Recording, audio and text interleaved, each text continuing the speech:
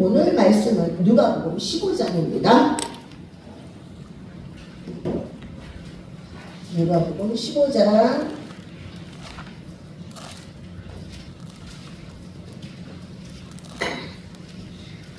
원래는 누가복음의 15장 누가복음에서 11절부터 32절까지 봐야 돼요. 원래 이 본문 전체가 11절부터 32절까지 있는데 이게 너무 기니까 지금 압축을 해서 17절부터 보겠습니다. 17절부터 24절까지 17절부터 24절까지만 보겠습니다.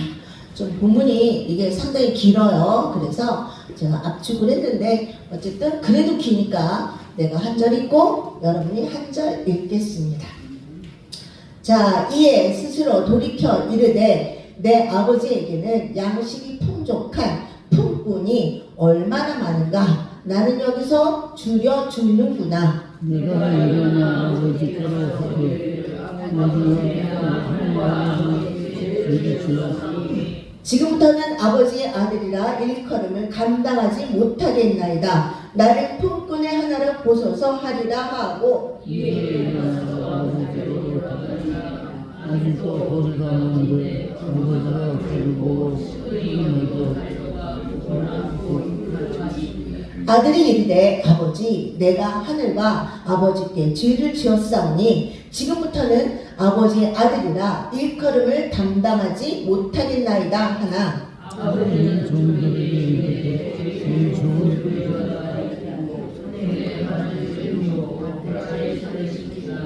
그리고 살찐 송아지를 끌어다가 잡으라. 우리가 먹고 즐기자.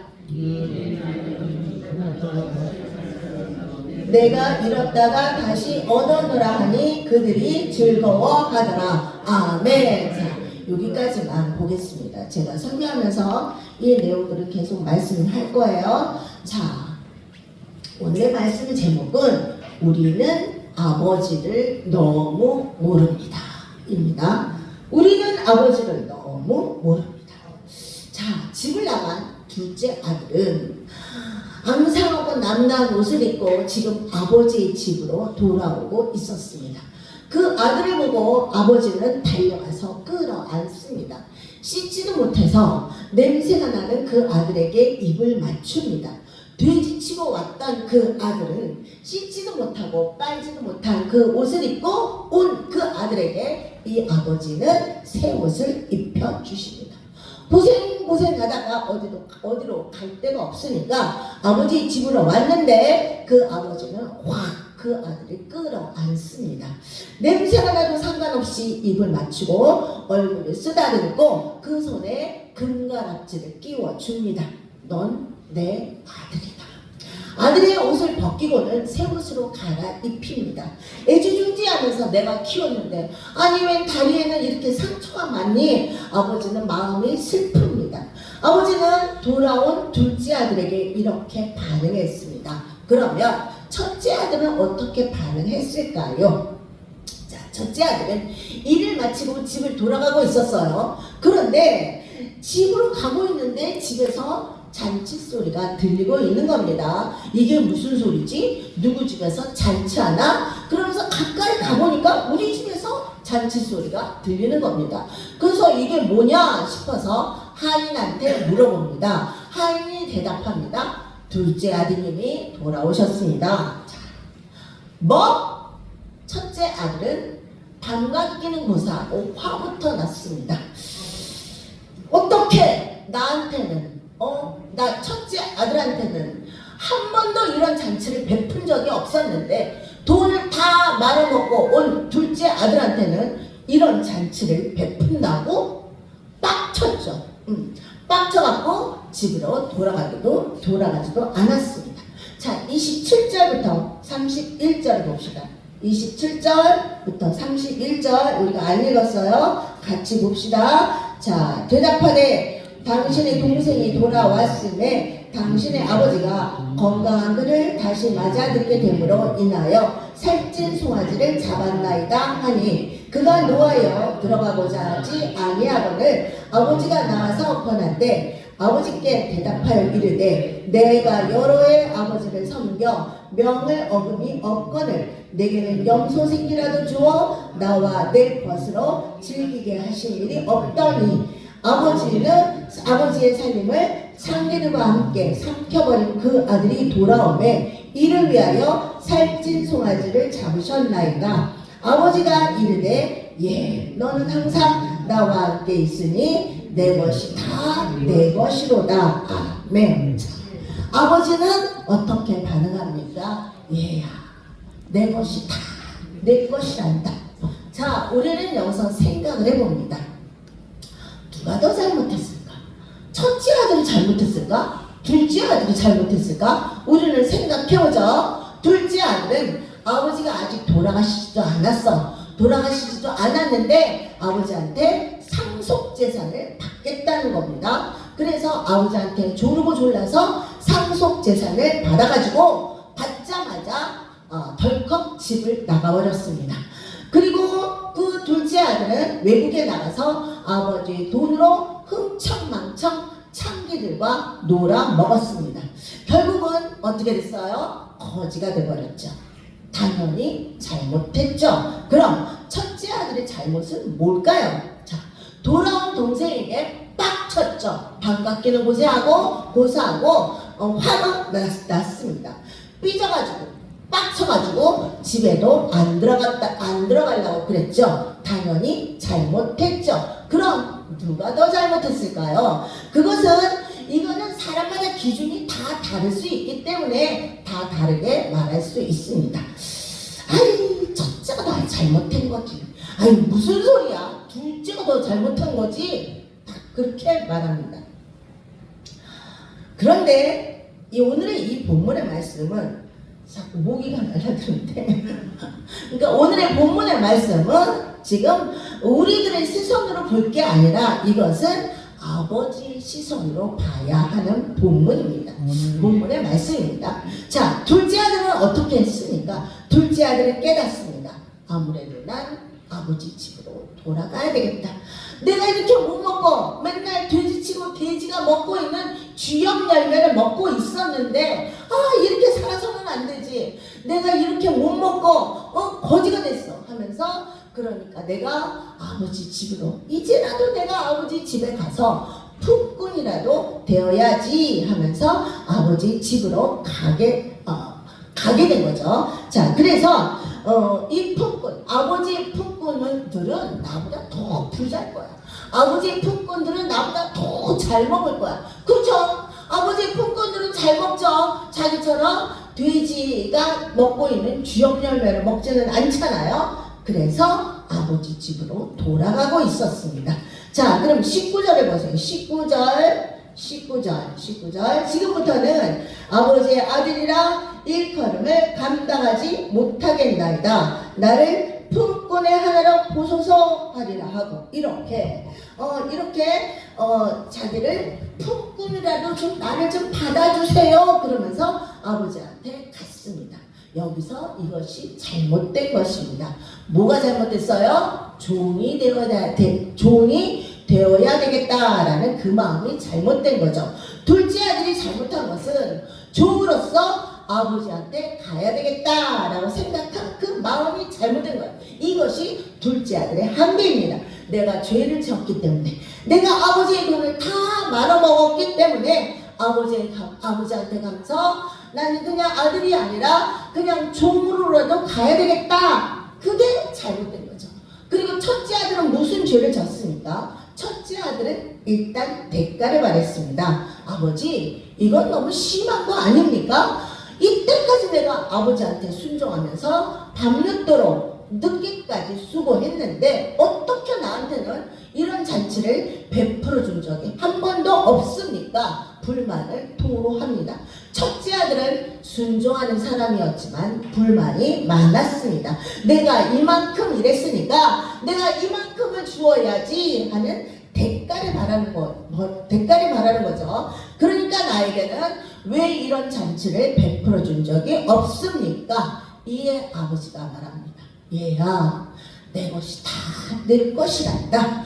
첫째 아들은 내가 이만큼이 됐으니까 내게 이만큼의 대가를 주셔야 하는 겁니다. 라는 역시나 종의 마음을 가지고 있었습니다. 그러나 아버지는 집을 나가서 죄를 짓고 돌아온 아들이건 내 옆에 항상 있었던 아들이건 똑같아.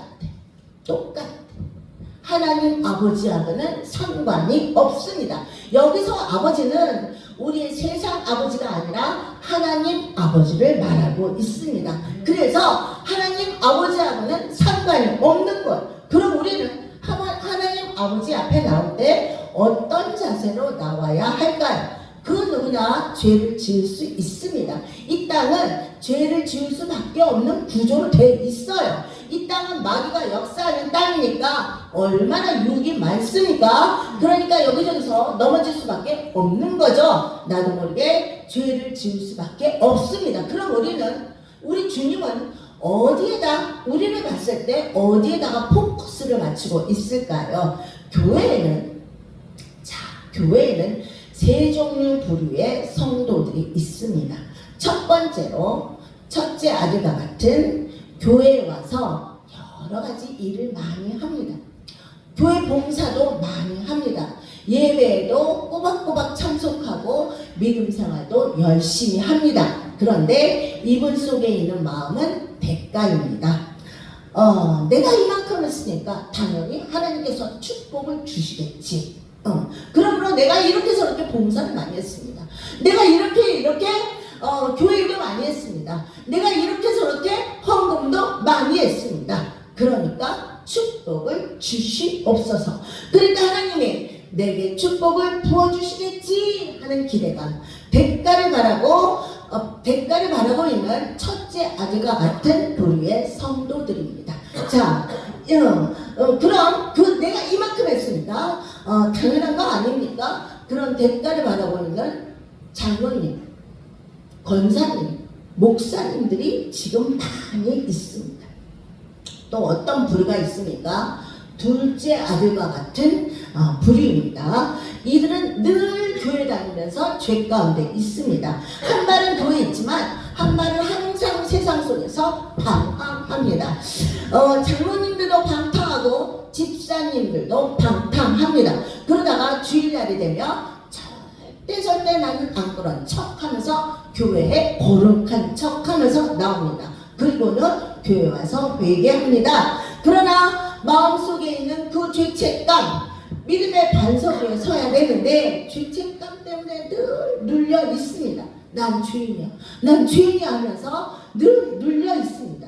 세 번째로는 어떤 부류가 있으니까 하나님의 아들, 하나님의 의로움 속에 있는 자, 하나님의 아들의 마인드로 있는 자, 봉사를 해도 자유롭게 아무런 대가를 바라지도 않고 그저 감사하는 마음으로 사람들을 섬기고 그리고 사람들에게 기도를 해주고 항상 웃으면서 격려하는 그런 사람, 그 사람은 자유합니다. 항상 하나님 자녀의 의식이 있는 성도. 그런데 이 세 번째 부류의 성도는 교회에 지금 거의 없다는 사실입니다. 별로 없어. 많지가 않아. 하나님은 노르십니다. 그럼 너는 어떤 부류에 속하냐? 너는 그럼 어떤 부류에 속하냐? 첫 번째냐, 두 번째냐, 세 번째냐? 하나님은 우리에게 물으십니다. 첫째 아들도 아니고 둘째 아들도 아니고 셋째 아들의 마인드로 내게로 와라. 진짜 아들로 내게로 와라. 이게 아버지의 생각입니다. 네가 내 앞에 나올 때, 예배 드릴 때, 찬양할 때, 기도할 때 너는 어떤 중심으로 나에게 나오는 것이냐? 다른 거 다 필요 없고 자녀로 나와라. 자식으로 나와라. 하나님은 말씀하십니다. 아버지 앞에 오면서 종으로 온다는 것은 용납할 수 없다는 겁니다. 둘째 아들은 자기가 지은 죄가 많으니까 아버지 앞에 풋분으로도 살겠습니다. 이에 아버지는 대꾸도 하지 않습니다. 둘째 아들은 엄청나게 고민을 많이 했을 겁니다.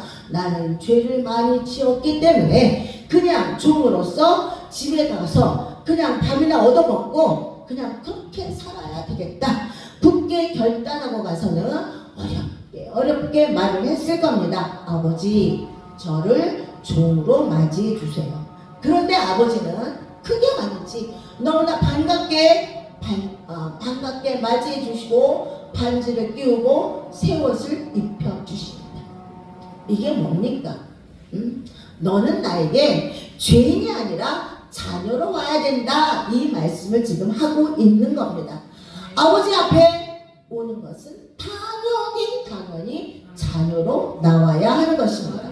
종으로 오는 것은 합당하지 않다. 그 말입니다. 그러나 둘째 아들은 뭐예요? 내가 품꾼으로도 가야지. 왜요? 죄책감 때문에. 이 말씀은 지금 그런 성도들이 교회에 많다는 것을 말하고 있습니다. 이 죄책감 때문에 교회에 올 때, 예배 드릴 때, 찬양할 때, 기도할 때 어떤 모습으로 섭니까? 아버지, 저는 죄인입니다. 우리는 맨날 뭐라 그래? 아버지, 저는 죄인입니다. 이러고 있어. 그러니까 장로님 대표 기도하실 때 뭐라 그래요? 아버지, 우리는 죄인입니다.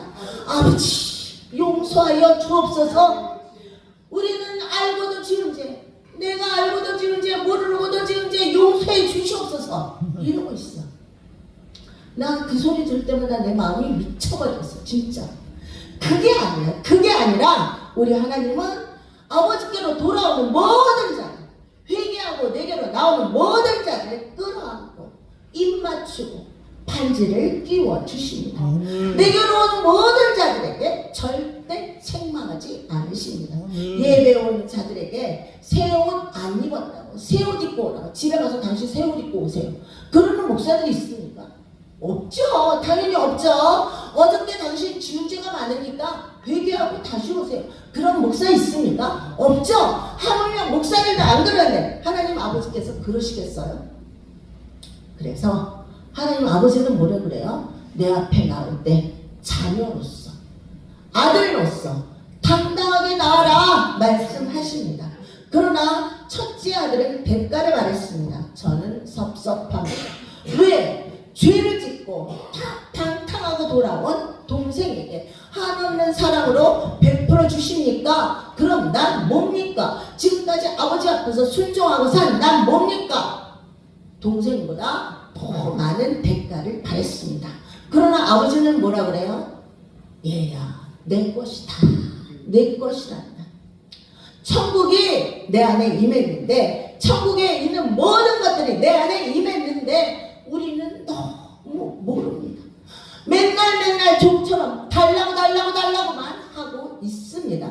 축복을 주시옵소서, 건강을 주시옵소서, 돈이 없습니다. 돈을 주시옵소서. 그리고 기도 응답이 없으면 하나님이 있나 없나 섭섭해합니다. 우리는 이미 예수님을 다 가지고 있는데, 우리는 창조주 하나님을 이미 다 가지고 있는데 맨날 모르니까 첫째 아들처럼 달라고만 하고 있습니다. 그러면서 나 그럼 작정기도 할까요?